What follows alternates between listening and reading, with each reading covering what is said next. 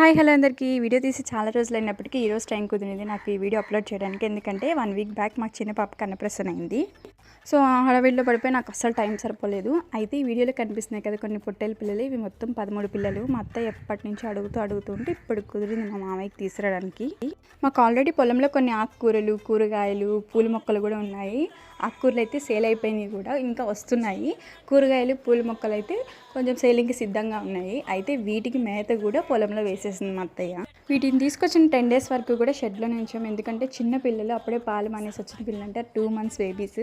వీటిని కొంచెం మేయడానికి టైం పడుతుంది కాబట్టి ఒక 10 days షెడ్లో ఉంచాం. తర్వాత ఒక 3 days మాకు పక్కన ప్లేస్ ఉంటే అక్కడ వదిలేసాము మేయడానికి. మా పాపకు కూడా బాగా అలవాటు అయిపోయింది.